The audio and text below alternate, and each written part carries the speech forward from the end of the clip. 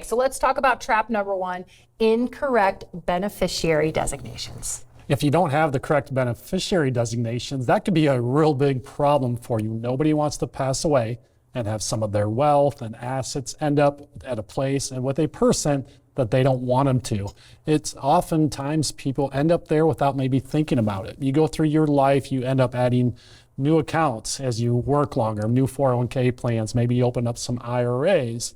You've set those beneficiaries maybe years ago, and if you don't think about it, you may not update those when these life events happen. So as time goes by, more accounts, people get married, kids, grandkids, change careers, move states. There's lots of things that could lead to having an incorrect beneficiary designation on some account balance. Yeah, Loren, and in 20 plus years of retirement planning, you've seen this go the wrong way for people. Yeah, unfortunately, we do run into circumstances where the beneficiary was overlooked, which is unfortunate on so many different levels. The beneficiary designation is one of the most powerful and simple legacy planning tools that you could implement, which is also why it is also one of the most overlooked. Not that long ago, a gentleman came in for the very first time, and we were talking through what he was going through, and immediately it came out. His wife had just passed away 3 months ago, which is tragic all in itself. And you could tell he was going through some tough times. They were in their mid-50s, so they were planning on a lot of time left together.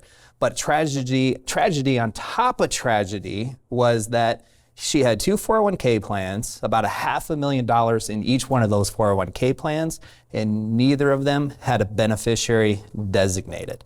So mind you, this is 3 months later that we're having a conversation, and he has still not taken receipt of that $1 million that could be his for retirement, because he is going through all the jumps that he has to go through to take receipt of this money, when all that had to be done was simple beneficiary designations. He would have had that money within a couple weeks, and then he could move on to what's most important in those time frames, which is to try to heal and move on with his life. So here's how to avoid those traps. First, review beneficiaries regularly, at least maybe once a year, and after any major life changes. Number two, work with an estate planning attorney to ensure that some of those designations are correct. And also you want to work with your retirement planner to make sure it all fits together with your retirement plan. And third, consider a trust if leaving money to minors or dependents with special needs.